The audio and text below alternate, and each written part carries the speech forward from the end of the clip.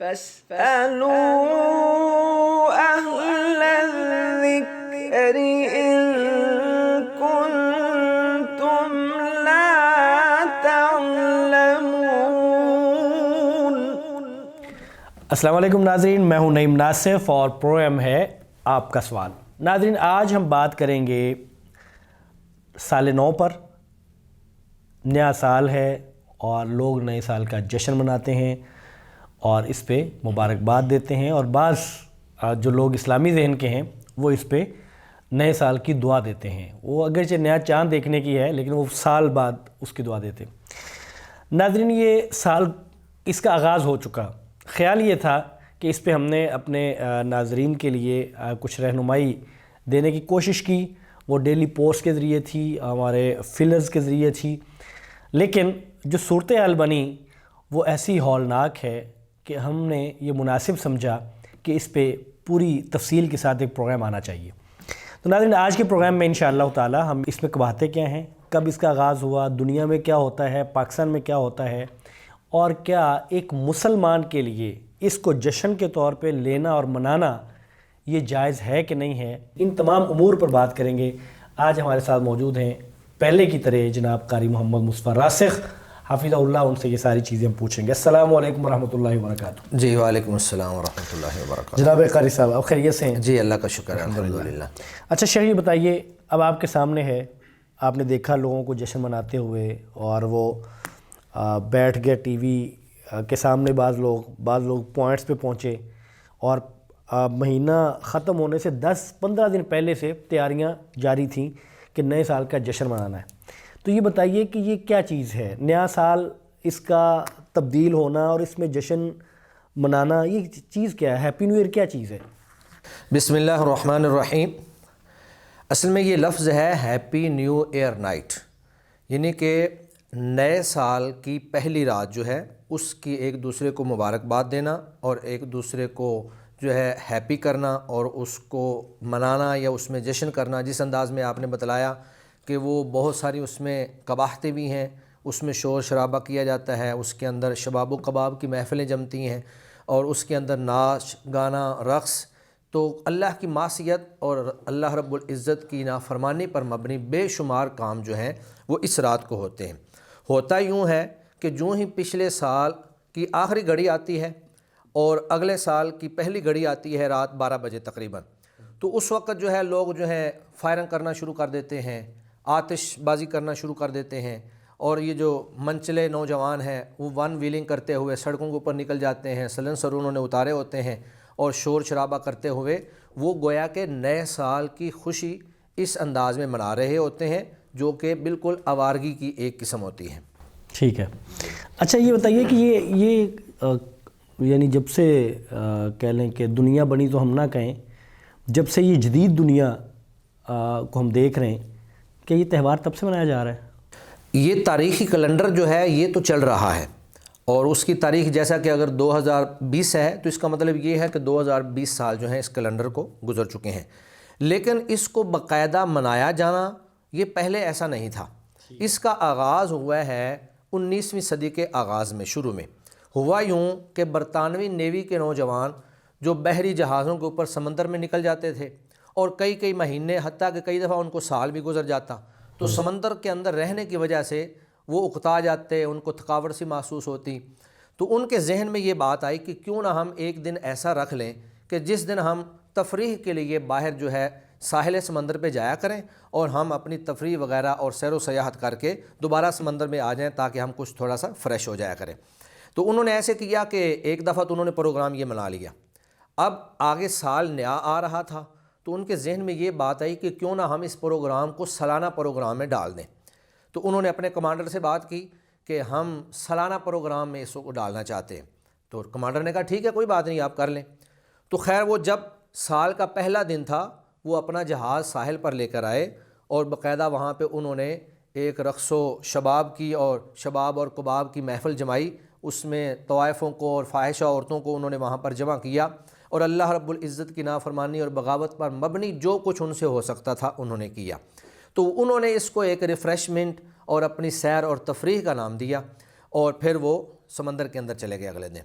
اب وہ ان کا پروگرام اتنا معروف ہوا کہ یہ جو ہے ریفریشمنٹ اور نیو ایئر نائٹ جو ہے وہ جتنے بحری جہاز برطانوی نیوی کے وہاں چل رہے تھے یا دیگر ممالک کے سمندر کے اندر بحری جہاز موجود تھے، ان سب نے یہ پروگرام منانا شروع کر دیا۔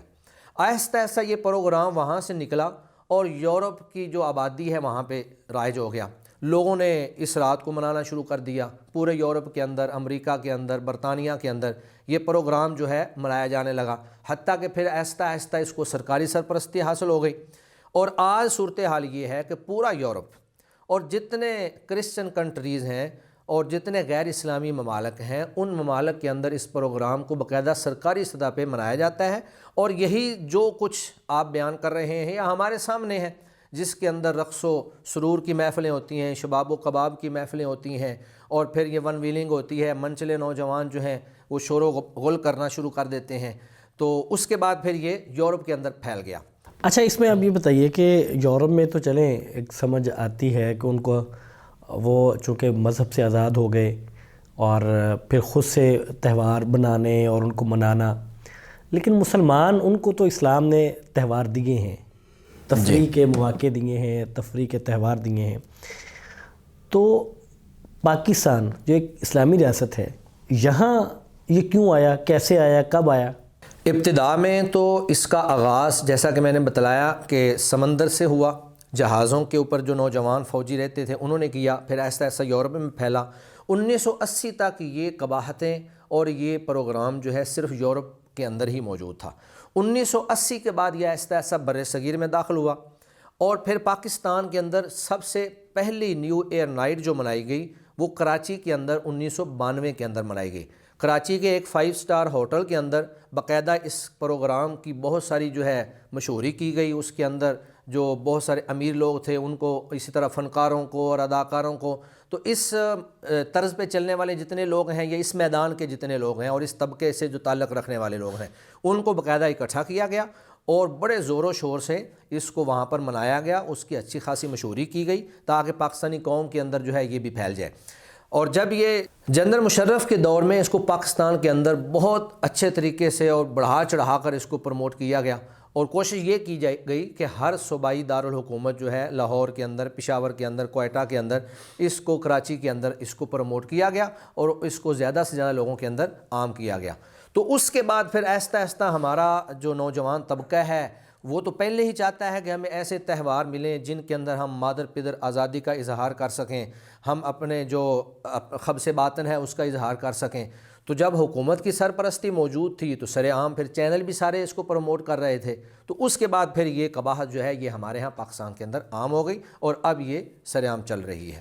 نہیں، اس میں آپ کیا سمجھتے ہیں، اس میں کیا حرج ہے اگر ایک شخص یہ کہے کہ میں چونکہ نیا سال آ رہا ہے اور میں یہ سمجھتا ہوں کہ مجھے اللہ تعالیٰ نے ایک اور یعنی سال دیکھنے کا کہہ لیں کہ موقع دیا اور مجھے اس کی خوشی ہے جی، تو میں خوشی میں جشن منا رہا ہوں، تو آپ کیا سمجھتے ہیں یہ جائز نہیں ہے؟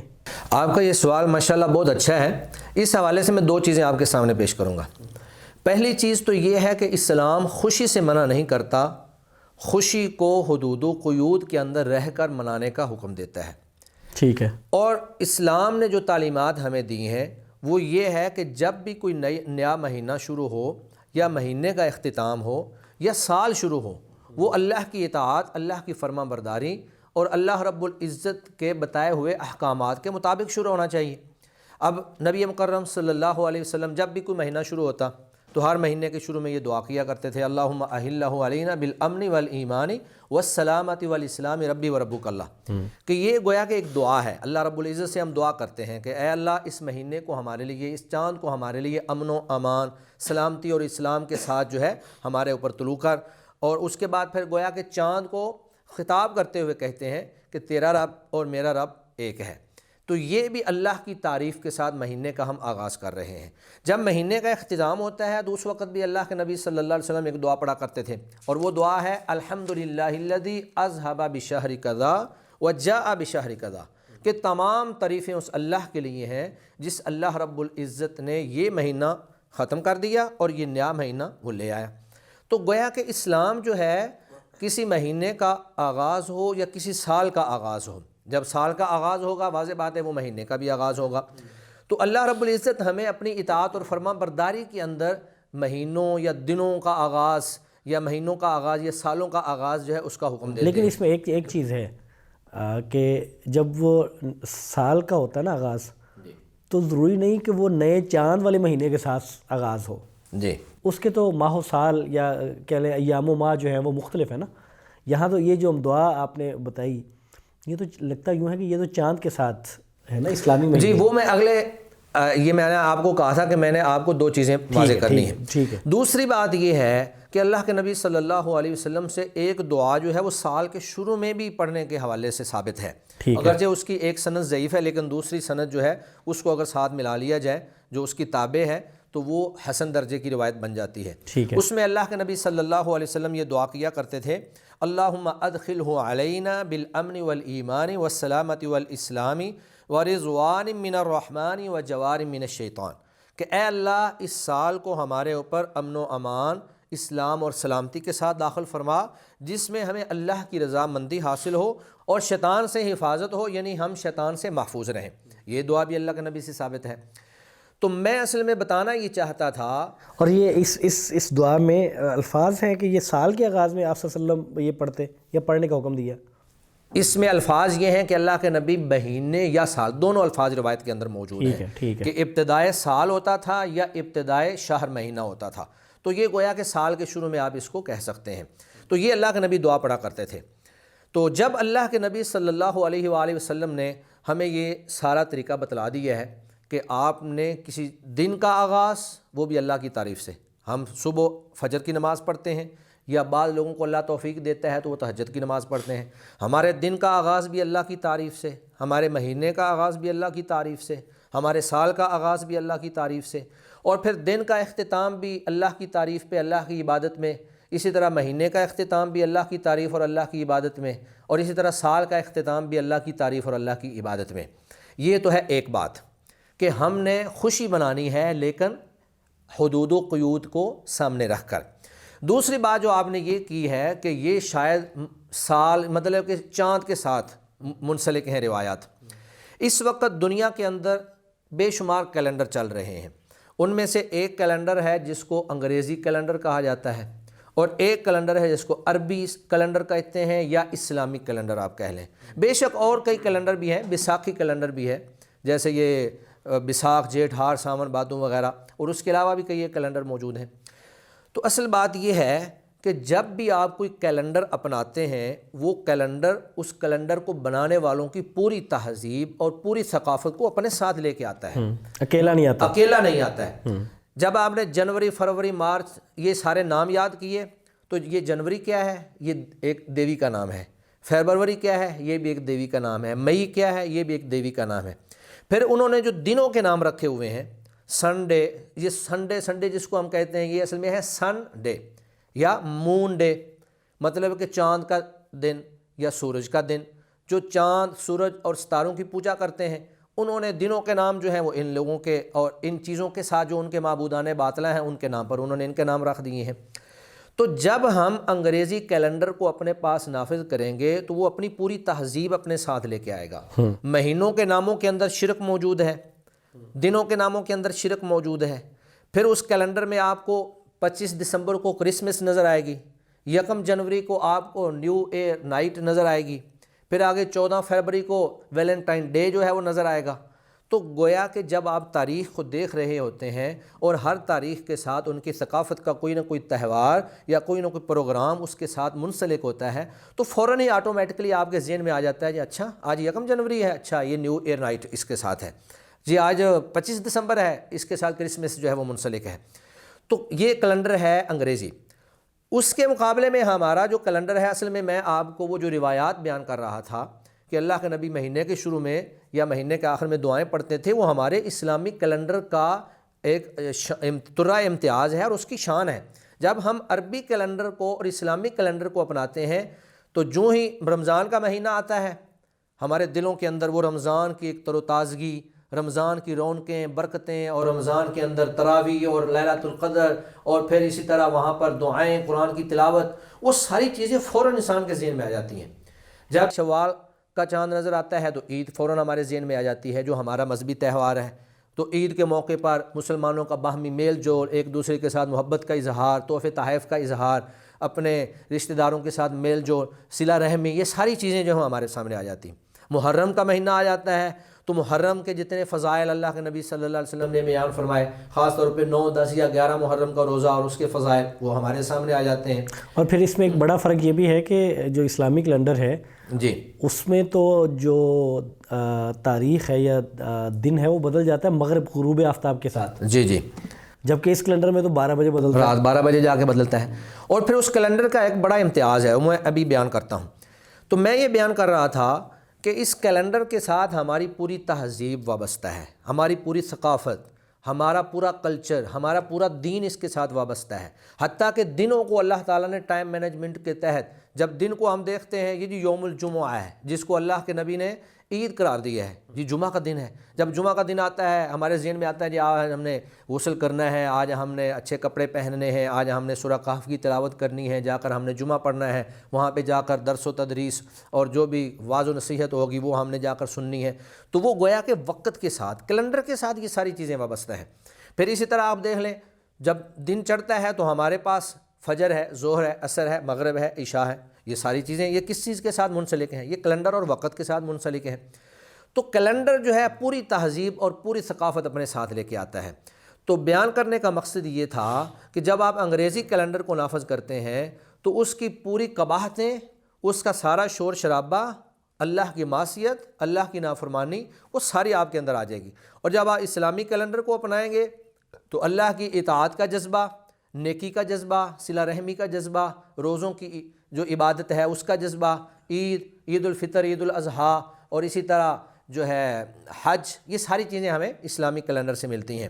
اچھا نہیں، کیلنڈر ٹھیک ہے، یہ سمجھ میں آ گئی بات کہ ایک اسلامک کیلنڈر ہے یا ہجری کیلنڈر ہے، اس کے ایک عیسوی کیلنڈر ہے، اور یہ ہماری بات یہاں سے چلی تھی کہ ایک شخص یہ کہتا ہے کہ میں نیا سال ہے تو میں اس کی مجھے خوشی ہے اور میں خوشی منانا چاہتا ہوں، تو اس میں 2-3 یعنی میرے ذہن میں چیز کیا ہے، کیا خوشی منانا ٹھیک نہیں ہے، یا پھر خوشی کا یہ انداز ٹھیک نہیں ہے، یا پھر یہ غیر اسلامی تہوار کے مشابہ ہے؟ یعنی کس وجہ سے یہ جائز یا ناجائز اگر ہم کہتے ہیں تو کس وجہ سے کہتے ہیں؟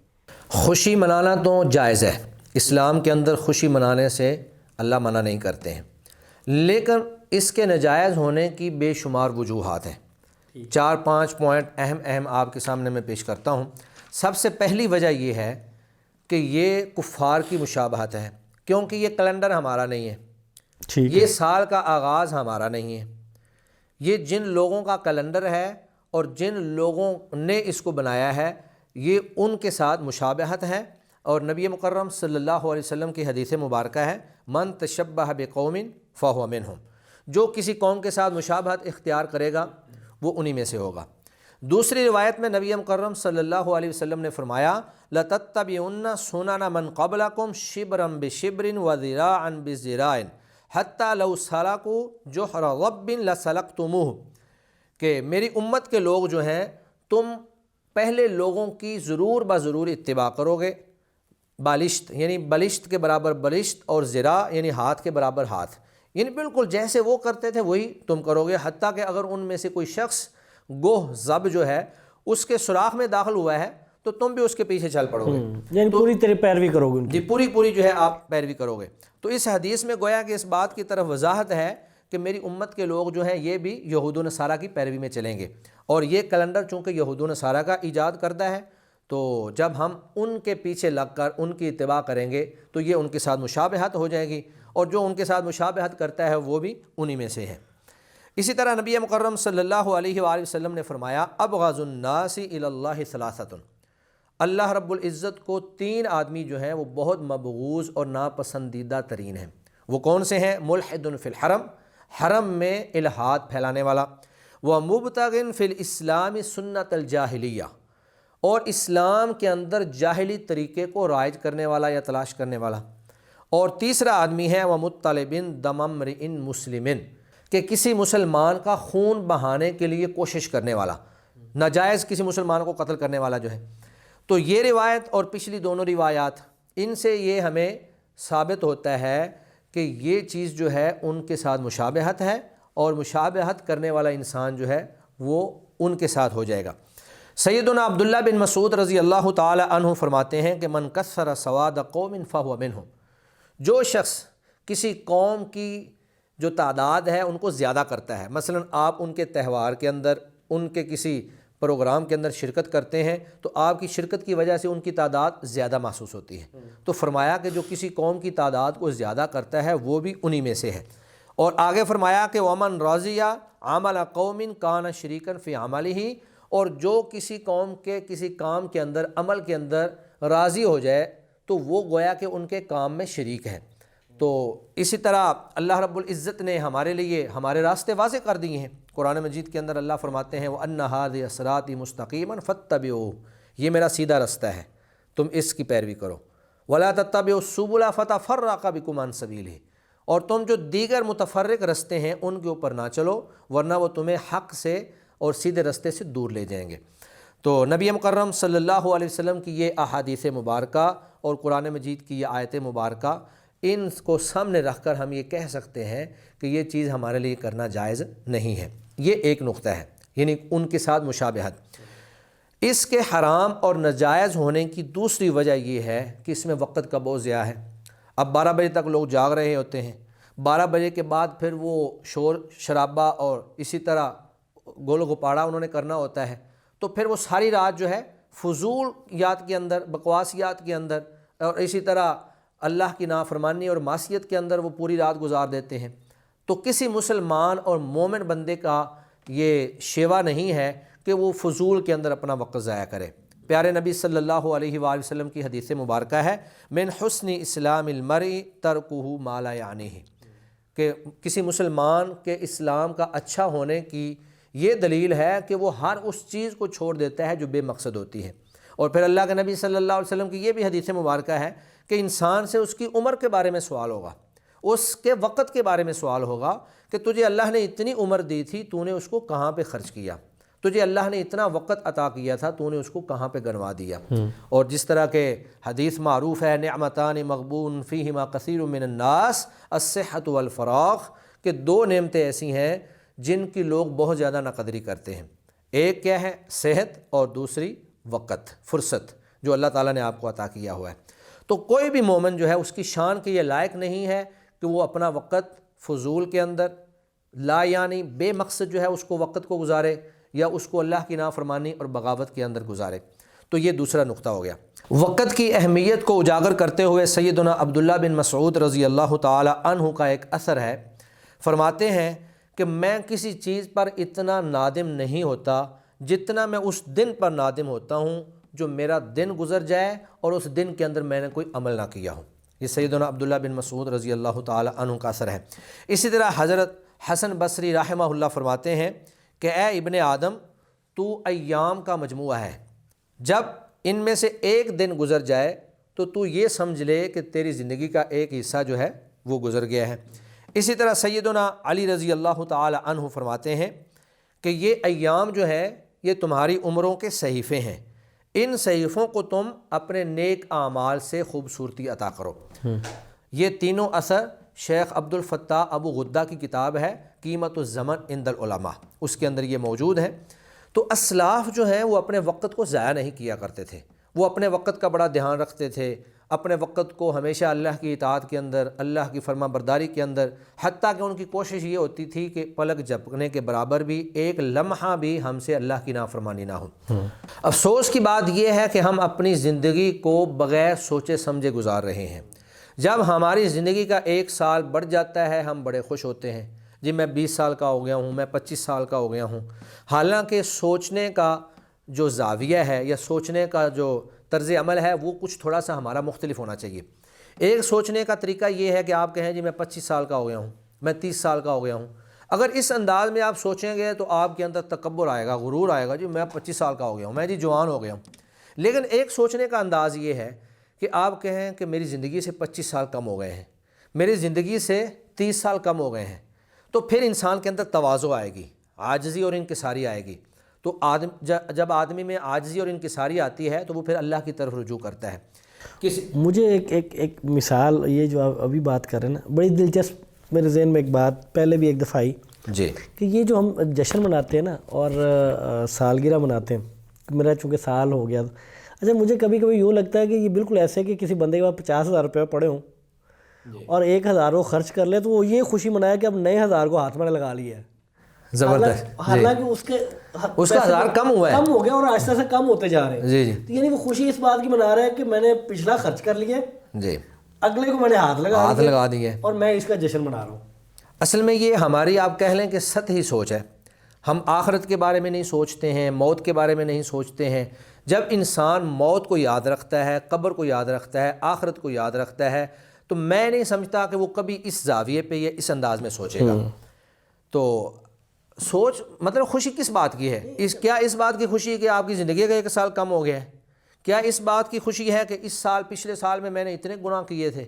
کیا اس سال کی خوشی ہے کہ پچھلے سال جو ہے اتنے مسلمانوں کو شہید کیا گیا اور اتنے مسلمان ممالک کے اوپر قبضے کیے گئے؟ اس بات کی خوشی منا رہے ہیں. میں کہتا ہوں یہ ایک اس انداز سے بھی سوچے نا تو بھی یہ خوشی کا ایک انداز ہو سکتا ہے. اب نئے سال میں خوشی آپ کو یعنی اس بات کی اب خوشی کہ اللہ میں نے اتنے گناہ کیے، تو نے مجھے موقع دے دیا کہ میں توبہ کر لوں. جی، میری موت واقع نہیں ہو گئی، میرے پاس یہ وقت ہے کہ میں توبہ کر لوں، میں تیری طرف رجوع کر لوں. جی جی، یعنی اس بات کی تو پھر بندہ اور لیکن اگر نیت یہ ہو تو پھر وہ آتش بازی تو نہیں کرتا، نہ وہ شرابیں پیتا، پھر وہ تو جھک جاتا ہے. اصل میں انداز جب دوسرے انداز پہ آدمی سوچتا ہے نا کہ میری زندگی سے 1 سال کم ہو گیا ہے، پھر اس کے اندر عاجزی اور جب تواضع آتی ہے تو وہ سوچتا ہے کہ پچھلے سال میں نے اتنے گناہ کیے ہیں، اگلے سال میں اپنی اصلاح کروں گا. پچھلے سال مجھ سے فلاں نیکیاں رہ گئی تھیں، اگلے سال میں وہ نیکیاں کروں گا. میں جی اتنی قرآن مجید کی تلاوت کروں گا، میں نوافل کا اہتمام کروں گا، نمازوں کی پابندی کروں گا، صدقہ و خیرات کروں گا، جو بھی نیکیاں ہو سکتی ہیں وہ ساری کروں گا. یا یہ بھی سوچتا ہے کہ اب میری موت تو قریب آتی چلی جا رہی ہے تو مجھے موت کے لیے تیاری کرنی چاہیے.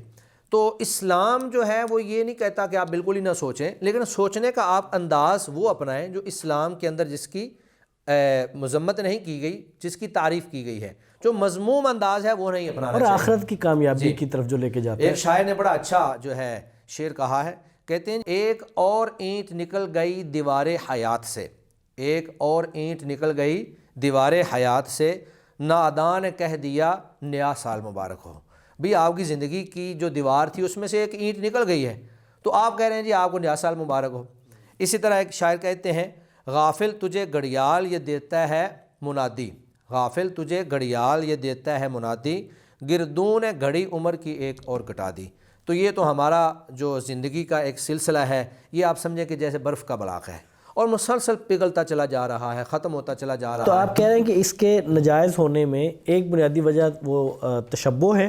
جی، ایک تشبہ بالکفار ہے، دوسرا وقت کا ضیاع ہے، اور تیسرا جو ہے فضول خرچی ہے، اسراف ہے. آپ نے بتایا، آپ خود ہی بات کر رہے تھے کہ یہ لوگ جو ہیں وہ مہینہ پہلے جو ہیں ہوٹلوں کے اندر بکنگ کرواتے ہیں، شراب و کباب کی محفلیں جمتی ہیں، وہاں پہ شباب بھی ہوتا ہے اور ساتھ شراب بھی ہوتی ہے، اور پھر یہ جو فائرنگ کی جاتی ہے اور مہنگی آتش بازی. بلکہ میں نام نہیں لیتا، کئی ایک جو یہ ہاؤسنگ سوسائٹیز ہیں انہوں نے باقاعدہ پلاننگ کے تحت اجازت لے کر جو ہے نا بہت بڑی آتش بازی کی ہے اور لوگوں کو دعوت دی ہے جی آپ آئیں اور دیکھیں. سب سے اچھا جشن ہمارے یہاں سب سے اچھا جشن ہمارے یہاں ہو رہا ہے. تو افسوس کی بات یہ ہے کاش کہ یہ کوئی دینی تہوار منا لیتے. اچھا شیخ، یہ جو ہے نا یعنی جو ہم بات کر رہے ہیں اسراف کی اور فضول خرچی کی، تو یہاں ایک اور بات یہ بھی ہے کہ جب وہ قربانی کے ایام آتے ہیں تو وہ ہم سب کو یاد آ جاتا ہے کہ وہ اتنی شادیاں ہو سکتی ہیں غرباء کی اگر یہ قربانیاں نہ کریں. یہ سال میں جب حج پہ لوگ جاتے ہیں تو ہم فگر بتاتے ہیں کہ وہ اتنے ارب روپیہ بنتا ہے، اگر یہ نہ جائیں تو اتنے ہزاروں کی. تو یعنی یہ اچھا وہاں اللہ کی رضامندی ہے، وہاں قربانی میں بھی اللہ کی رضامندی ہے، حج میں بھی اللہ کی رضامندی ہے. یہاں تو کسی کی کوئی رضامندی نہیں ہے، یہاں تو اللہ کی ناراضی ہے. جی، تو یہاں آپ اللہ کو بھی ناراض کر رہے ہیں، تو اللہ کو ناراض کرنے میں پیسہ خرچ کر رہے ہیں، لیکن یہ پیسہ اٹھا کے آپ شادیاں یہاں نہیں کرتے غرباء کی. وہاں جب نیکی کا کام آتا ہے تو پھر آپ کو یاد آ جاتا ہے کہ اوہو یہاں تو یہ تو اتنے بیٹیوں کی شادی ہو سکتی تھی. تو یہ بھی ایک زاویہ ہے نا. دراصل بات یہ ہے کہ یہ ایک مخصوص طبقہ ہے اور اس کا کام ہی یہ ہے کہ اسلام اور شاعر اسلام کے اوپر تان کرتے رہنا، اس کا استخفاف کرتے رہنا، اس کا مذاق اڑاتے رہنا، اس میں دو چیزیں ہیں۔ ایک بات تو یہ ہے کہ حج پہ کہیں گے یا قربانی پہ کہیں گے کہ آپ وہاں پہ خرچ نہ کریں بلکہ یہاں پہ کسی غریب کی مدد کر دیں، کسی غریب بچی کی جو ہے شادی کروا دیں۔ دیکھیں اللہ تعالیٰ نے ہمارے اوپر مالی عبادت بھی فرض کی ہے، اور مالی عبادت کی ساری قسمیں ہیں، اس میں قربانی بھی ایک قسم ہے، اس میں حج بھی ایک قسم ہے، صدقہ و خیرات، غرباء مساکین کے اوپر خرچ کرنا یہ بھی ایک قسم ہے۔ اب آپ یہ کریں کہ ساری قسموں کو محدود کر کے ایک قسم کے اندر آپ بند کر دیں، تو یہ شریعت کے جو تقاضے ہیں، جو شریعت کا مقصود ہے، اس کے سری خلاف ورزی ہے۔ ایک بات تو یہ ہے۔ دوسری بات آپ یہ کہیں کہ یہ تو بالکل اللہ کی نافرمانی میں خرچ کر رہے ہیں نا، یہاں تو یہ بات نہیں ہے کہ وہ حج پہ جا رہے ہیں یا قربانی کر رہے ہیں۔ تو بندوں کی دو قسمیں ہیں، بعض ہیں عباد الرحمن اور بعض ہیں عباد الشیطان۔ جو عباد الرحمن ہیں وہ وہاں پہ خرچ کرتے ہیں جہاں اللہ تعالیٰ نے حکم دیا ہے۔ تو یہ جو عباد الشیطان ہیں، انہوں نے اللہ کے حکم پہ خرچ نہیں کرنا ہوتا، انہوں نے شیطان کے حکم پہ خرچ کرنا ہوتا ہے۔ انہوں نے ہر غلط کام پہ خرچ کرنا ہے، انہوں نے ہر اللہ کی نافرمانی پہ خرچ کرنا ہے، اللہ کی بغاوت پہ خرچ کرنا ہے۔ تو دراصل بات یہ ہے کہ یہ ایک تفریق ہو گئی ہے کہ آپ عباد الرحمن بننا چاہتے ہیں یا آپ عباد الشیطان بننا چاہتے ہیں۔ تو ابھی یہ کرسمس ڈے جو ہے گزرا ہے، تو میرے ذہن میں یہ ایک بات بھی آ رہی تھی کہ جو طبقہ حج کے موقع پر یا قربانی کے موقع پر یہ شور کرتا ہے کہ بھائی وہاں پہ آپ لاکھوں خرچ کر رہے ہیں، آپ یہاں پہ غریبوں کی بچیوں کی شادی کروائیں، وہاں خرچ نہ کریں، میں ان سے یہ پوچھنا چاہتا ہوں کہ اب وہ کیوں خاموش ہے؟ کرسمس پہ بھی بڑا خرچ ہوتا ہے، بڑے بڑے کیک کاٹے جاتے ہیں، وہ جو کرسمس ٹری ہوتا ہے اس پہ بڑا خرچ ہوتا ہے، چراغاں کیا جاتا ہے، اگرچہ ہمارے ہاں تو زیادہ نہیں ہے لیکن یورپ میں بہت زیادہ ہے، چونکہ ہمارے ہاں کرسچن جو ہیں ان کی تعداد ہی کم ہے۔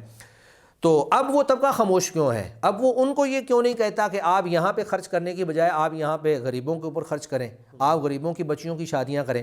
تو دراصل یہ وہ ترغیب نہیں دے رہے ہوتے، وہ دراصل توہین کر رہے ہوتے ہیں، استخفاف کر رہے ہوتے ہیں، تان اور تنقید کر رہے ہوتے ہیں۔ یہ ان کا قطعاً مقصد نہیں ہوتا ہے کہ یہ زیادہ افضل ہے یا وہ کم افضل ہے یا یہاں پہ آپ کو زیادہ ثواب ملے گا، نیکی کی ترغیب نہیں ہے۔ اصل چیز یہ ہے کہ وہ اسلام کا مذاق اڑا رہے ہوتے ہیں۔ درست ہے جی۔ تو یعنی آپ کا خیال یہ ہے کہ یہ جائز نہیں ہے، اس لیے کہ اس میں تشبہ بھی ہے، اس میں وقت کا ضیاع بھی ہے، اس میں اسراف بھی ہے۔ ایک چیز میرے کچھ لوگوں نے اس کا ذکر بھی کیا کہ جی رات جب ہوئی تو ہمارے سونے کا وقت تھا، ہم نے صبح ڈیوٹی پہ جانا تھا، لیکن 12 بجے ادھر سے بھی فائرنگ، ادھر سے بھی فائرنگ، اور پھر وہ جو ون ویلنگ اور سلنسر نکالنا، یعنی یہ مسلمانوں کو اذیت دینا نہیں ہے؟ یعنی یہ بھی ایک وجہ نہیں بن جاتی اس کے غلط ہونے میں اور ناجائز ہونے میں؟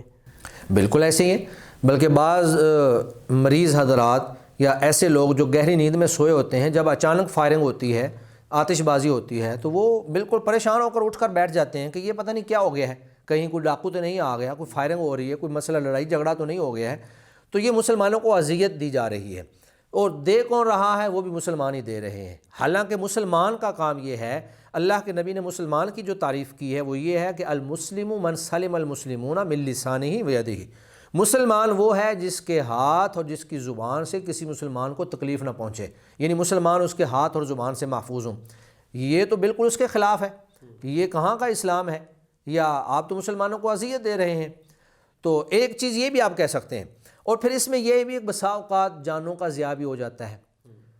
کئی آپ نے اخبارات میں پڑھا ہوگا کہ فلاں جگہ پر آتش بازی جو ہے اس کی وجہ سے اتنے لوگ جو ہیں وہ جھلس گئے، یا فائرنگ کی وجہ سے اتنے لوگ جو ہیں وہ ہلاک ہو گئے۔ تو اس میں جانوں کا بھی ضیاع ہوتا ہے، اور اللہ رب العزت ہمیں ان چیزوں سے بھی منع کرتے ہیں، وَلَا تُلْقُوا بِأَيْدِيكُمْ إِلَى التَّهْلُكَةِ، تم اپنے آپ کو جو ہے وہ ہلاکت میں مت ڈالو۔ تو اس کے حرام ہونے کے جو من جملہ مسائل ہیں یا وجوہات ہیں، ان میں سے ایک یہ بھی ہے کہ اس کے اندر جانوں کا ضیاع بھی ہے۔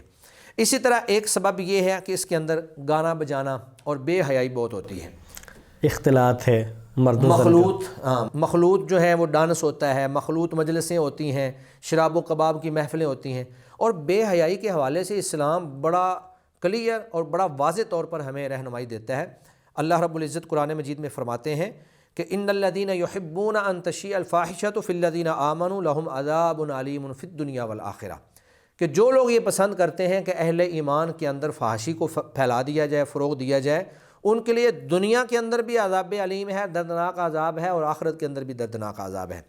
اسی طرح اللہ فرماتے ہیں ان اللہ یأمر بالعدل والإحسان وإیتاء ذی القربى وینہی عن الفحشاء والمنکر، کہ اللہ نیکی کا، عدل کا، احسان کا تو حکم دیتا ہے، لیکن فحاشی اور بے حیائی سے اللہ تعالیٰ منع فرماتے ہیں۔ اور نبی مکرم صلی اللہ علیہ وآلہ وسلم نے فرمایا کہ میری امت کے آخری زمانوں میں کچھ لوگ ایسے آئیں گے کہ اللہ تعالیٰ وہ رات کو صحیح سوئیں گے، لیکن صبح جب اٹھیں گے تو وہ بندر یا خنزیر بن چکے ہوں گے۔ تو صحابہ کرام نے پوچھا کہ کیا ان کے اندر نیک لوگ نہیں ہوں گے؟ تو اللہ کے نبی نے فرمایا ان کے اندر نمازی ہوں گے جو نیکی کرنے والے ہوں گے، لیکن وہ یہ جو گانے والیاں ہیں ان کو رات کو نچائیں گے، ان کے گانے سنیں گے، اور پھر شراب و کباب کی محفلیں جمائیں گے، اور جب وہ صبح ہوگی تو اللہ تعالیٰ ان کو خنزیر اور بندر بنا دے گا۔ تو یہ بہت بڑی وعید ہے جو بے حیائی کے فروغ پر اور بے حیائی کے اندر مبتلا ہونے پر نبی مکرم صلی اللہ علیہ وسلم نے اور اللہ تعالیٰ نے بیان فرمائی ہے۔ درست آپ صحیح کہہ رہے ہیں۔ اس کا مطلب یہ ہوا کہ یعنی یہ جائز نہیں ہے، ایک بات، اور جائز نہ ہونے کی وجوہات میں سے ایک یہ ہے کہ یہ کفار کی مشابہت ہے، کفار تو ان کے تہوار کو اپنے تہوار کے طور پہ لینا ہے، پھر یہ ہے کہ وقت کا ضیاع ہے، پھر مال کا ضیاع ہے، پھر اس میں مسلمانوں کے لیے اذیت ہے، پھر اس میں اختلاط ہے، ڈانس ہے، فحاشی ہے، عریانی ہے۔